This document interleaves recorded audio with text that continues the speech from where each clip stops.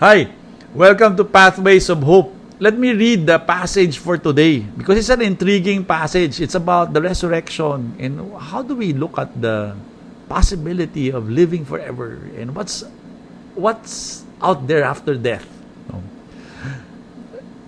In Luke chapter 20, 27 and following, it goes, "There came to him some Sadducees, those who say that there is no resurrection, and they asked him a question, saying, 'Teacher, Moses wrote for us that if a man's brother dies, having a wife, but no children, the man must take the wife and raise up children for his brother. Now there were 7 brothers. The first took a wife and died without children, and the second and the third took her, and likewise all 7 left no children and died. Afterwards the woman also died. In the resurrection, therefore, whose wife will the woman be? For the 7 had her as a wife.' And Jesus said to them, 'The sons of this age marry and are given in marriage. But those who are accounted worthy to attain to that age and to the resurrection from the dead, neither marry nor are given in marriage. For they cannot die anymore, because they are equal to angels and are sons of God, being sons of the resurrection. But that the dead are raised, even Moses showed in the passage about the bush, where he calls the Lord God of Abraham, the God of Isaac, and the God of Jacob.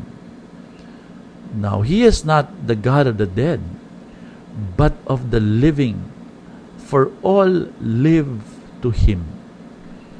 And some of the scribes answered, 'Teacher, you have spoken well, for they no longer dared to ask him any question.'" You might say, so what's the point of this? The debate. The Sadducees did not believe in the resurrection, that one day we will rise from the dead. So they were making fun of Jesus by saying, look at this scenario. 7 brothers end up having 1 wife, and in the resurrection, who would? Of course, they're making fun of this concept of us living forever. But then Jesus confronted them and saying, "You are trying to think about the things here in the world wherein people are given in marriage, and you think that it's the same thing after death and when we are with God forever. It's not the same thing. In there is no giving up in marriage. It's a different reality, but it's real.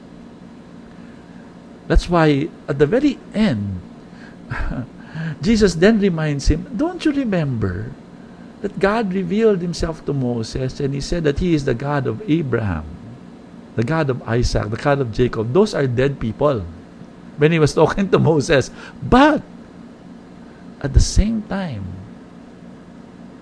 God is the God of those people who are already dead.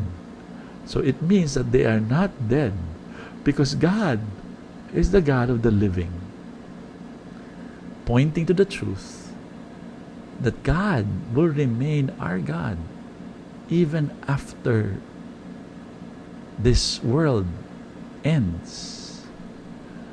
Now, what's the significance of that in our life today?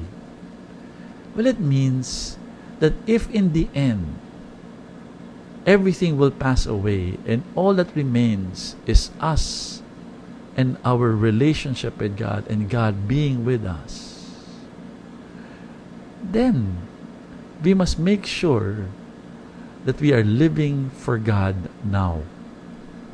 That God should be a reality that's important to us, a reality that we have a relationship with. Because imagine if you do not have a relationship with God now and you don't value him now, how will it feel to be with him forever? I think it won't work. So part of the lesson for us today is not only the Sadducees making fun of the absence of the resurrection, because it is very clear that God is the God of the living, and we will one day live with him forever. but it's an invitation to live our lives knowing that that is our end, to be with God forever. Let's be faithful to the Lord today, live for Him, live our lives in such a way that we are a blessing to others, and let's continue living a life of a faithful disciple.